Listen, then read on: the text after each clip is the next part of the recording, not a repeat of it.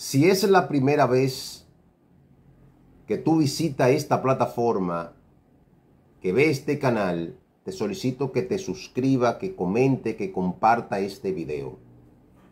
Nosotros hacemos un esfuerzo para llevar información de calidad, temas que muy pocas personas analizan de manera profunda y llevan también datos, informaciones de lo que sucede, como es el caso de las Fuerzas Armadas y la Policía Nacional. Los temas militares que son tan herméticos y complejos que pocas personas lo abordan objetivamente y que conocen la realidad que se vive dentro de las Fuerzas Armadas. Y nosotros tratamos de llevar esas informaciones objetivas. Miren, un tema de alta preocupación en las Fuerzas Armadas y el país, pero principalmente en las Fuerzas Armadas. Voy a abordar en las Fuerzas Armadas y la Policía. ¿Por qué? Porque son instituciones de una disciplina marcada, un entrenamiento riguroso, profundo, sistemático, y donde se ejerce la autoridad del mando, con la vehemencia que se ejerce la autoridad del mando.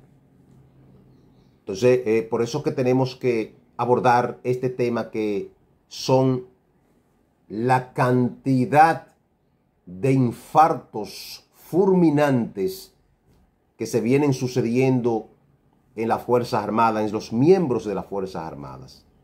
Algo que llama la atención, que es preocupante y que en otros tiempos no se veía así. Las Fuerzas Armadas, al momento de ingresar, hay una serie de evaluaciones que le hacen a sus miembros, principalmente el examen médico, para ver las condiciones, si resiste someterse a ese proceso de entrenamiento duro. Entonces, y viene una evaluación física también.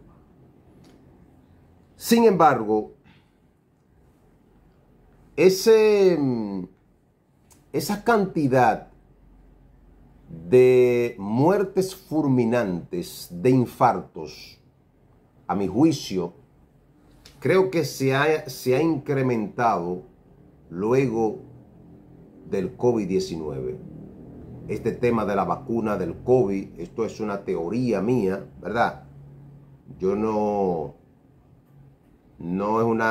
es algo que se ha comprobado científicamente, sino que yo lo interpreto así porque veo ahora mismo, en los últimos años después del COVID, permanentemente jovencito muriendo de un infarto. Y en las Fuerzas Armadas, recientemente nosotros tuvimos un caso de un teniente coronel que estaba haciendo el curso de diplomado de Estado Mayor Conjunto en el Ministerio de Defensa y murió realizando unos entrenamientos, unos ejercicios físicos. Se trata del capitán de fragata Jordi Alexis Abreu Estrella, que es el equivalente a un teniente coronel de las otras instituciones. La información que nosotros tenemos, por ejemplo, en este caso, es que el oficial estaba en un entrenamiento, sintió un fuerte dolor en el pecho, muy lamentable, ¿verdad? Este caso, un oficial joven, muy joven, con todo un porvenir por delante, estaba en un proceso de formación, de preparación para continuar con su desarrollo como militar profesional, y lamentablemente sucedió este evento que trajo como consecuencia su muerte. Muy lamentable. Entonces, pero hay una información, yo consultando con algunos oficiales, y me dicen que al momento de trasladarse, supuesta y alegadamente, ese oficial fue trasladado en un vehículo de un compañero, porque No sé si fue que se tardó la ambulancia en el Ministerio de Defensa o que no había una ambulancia para trasladar a ese oficial y llevar el proceso de reanimación para a ver si podía, si se podía volver, ¿verdad? Reanimar.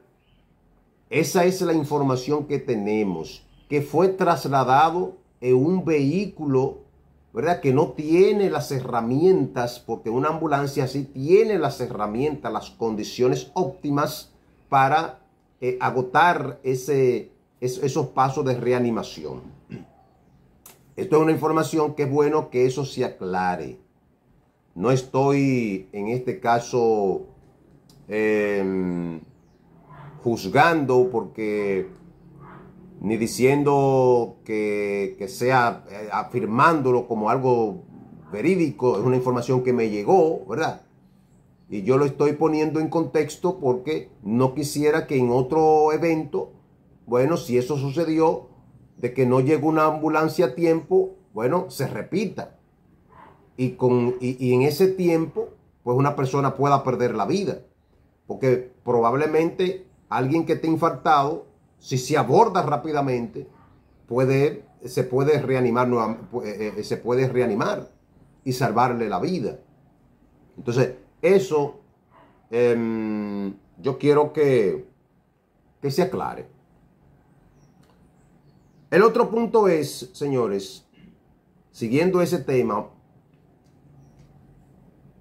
yo respaldo totalmente las acciones que hace el Ministerio de Defensa respecto a las evaluaciones médicas preventivas. En los cumpleaños, el cumpleaños del soldado, tiene que ir al hospital central y hacerse un chequeo general, un chequeo médico, una evaluación médica general. Y eso, señores, debemos apoyarlo, aunque muchas personas se sientan mal de hacerse eso. Primero, la ley lo establece, la ley orgánica de la Fuerza Armada establece que deben hacerse esos chequeos médicos en el hospital central de la Fuerza Armada. O sea, que es un mandato de ley, de la ley. La ley es dura, pero es la ley y hay que cumplirla. Y aparte de esto, es algo positivo porque muchas veces, señores, usted puede padecer de una enfermedad y no lo sabe. Tiene una condición de salud y no sabe porque no sabe si es hipertenso, no sabe si es diabético o un prediabético, o tiene un tumor, o tiene un cáncer, o tiene cualquier enfermedad venérea, cualquier situación que se le pueda presentar. Ustedes muchas veces no, porque son enfermedades silenciosas, que cuando te avisa es que ya tú estás muerto. Cuando te avisa es que tú caes de repentinamente un infarto.